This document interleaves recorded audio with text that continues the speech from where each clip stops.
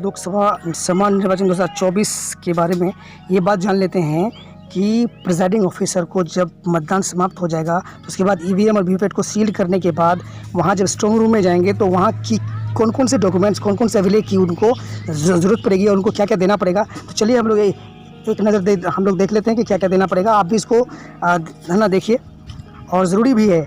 देखिए सबसे पहले तो राज्य का नाम, जैसे यहाँ उत्तराखंड है तो आप बिहार हो सकता है ना, महाराष्ट्र हो सकता है, दिल्ली हो सकता है, मध्य कुछ भी हो सकता है, कोई भी स्टेट हो, लेकिन भरा इसी तरह से जाएगा ये जो प्रपत्र है। तो विधानसभा जो निर्वाचन क्षेत्र है दोस्तों, ये आप जो भी है ना उसको भर दीजिए और जो बूथ है बूथ का नाम और जो भी जहाँ पर है वो संख्या आप यहाँ लिख दीजिए। तो चलिए आगे, सबसे पहले क्रम संख्या में क्या मांगा जाएगा। सबसे पहले कह रहा है सर कि मतदान बूथ पर मतदाताओं की कुल संख्या कितनी है। देखिए पुरुष की संख्या कितनी है, पुरुष की संख्या कितनी है वो लिख लीजिए, है ना। महिलाएं कितनी है, उसके बाद थर्ड जेंडर का अगर कोई है तो लिख लीजिए।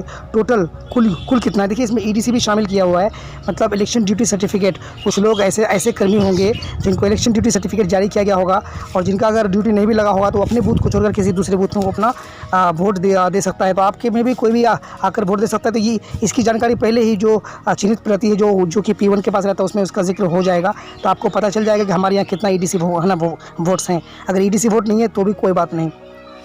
तो चलिए सर, तो टोटल यहाँ आपको है ना पता लग गया कि पुरुष कितने हैं, महिलाएं कितनी हैं, थर्ड जेंडर कितना है, तो कुल योग कितना हो गया।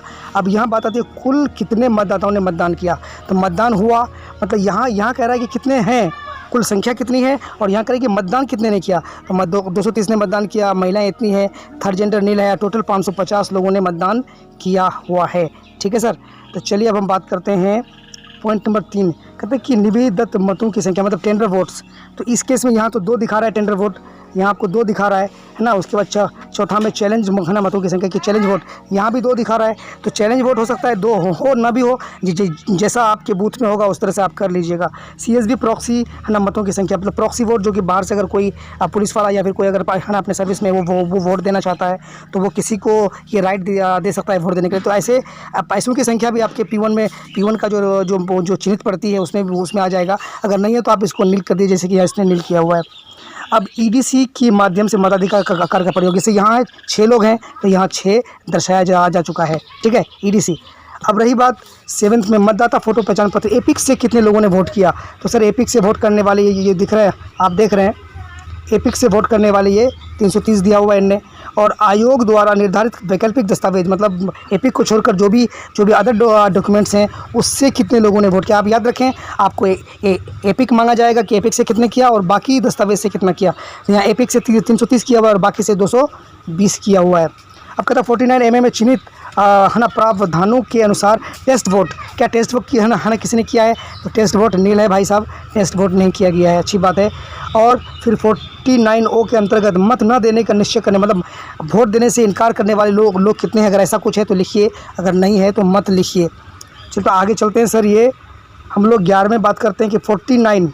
अब 11 में देखिए, अब यहाँ कितने मतदाता को नियम 49M के अंतर्गत मतदान के लिए अनुमति नहीं दिया गया। मतलब बहुत बार ऐसा होता है कि कुछ लोग कुछ नियम रूल को तोड़ देते हैं और उसको है ना तब पीठासीन कहता है कि ठीक है आप जब तक इस रूल को नहीं मानिएगा तब तक आपको वोट देने के लिए नहीं मिलेगा। और वो बंदा उस रूल को नहीं मानता है तो फिर उसको वोट देने नहीं दिया जाता है। तो इस केस में यहाँ नील है, ऐसा कोई बंदा मिला नहीं जो पीठासीन की बात को या रूल्स को ऑब्जर्व नहीं किया या फिर नहीं माना। 12 निर्वाचन लड़ने के लिए कितने अभ्यर्थियों के मतदान अभिकर्ता उपस्थित थे। तो यहाँ 5 थे, तो आप देख लीजिए कि कितने थे, वो आपको पता चल जाएगा आपके बूथ में कितने लोग हैं। अब सर बात करते हैं कि निर्वाचन लड़ने के लिए कितने अभ्यर्थियों के मतदान अभिकर्ता उपस्थित थे। 10 हो गया। कुल कितने प्रवासी भारतीय मतदाताओं के द्वारा मतदान किया गया। नील, किसी ने नहीं किया इस तरह से।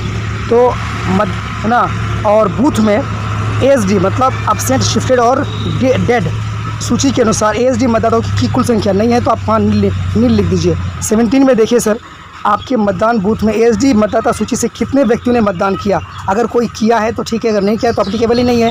ठीक है ना, नॉट अप्लीकेबल। आप आ जाइए पॉइंट नंबर 18 पे। 18 कह रहा है सर कि मतदान बूथ पर किसी कारण से हिंसा या मतदान बाधित हुआ, नहीं हुआ तो नहीं हुआ, अगर हुआ तो लिखिए हुआ और फिर कारण भी देना पड़ेगा क्यों हुआ। 19 में मतदान स्थल के संबंध में कोई शिकायत प्राप्त हुई, नहीं हुई तो नहीं हुई, अगर हुई तो लिखिए। अब 20 में इम्पोर्टेंट है कि मतदान स्थल में प्रयोग में लाई गई ईवीएम, तो ईवीएम के बारे में कितना बीयू कितना पीस है, सीयू कितना पीस है और वीवीपैट कितना पीस है ना, कितना है उसमें देख लीजिए।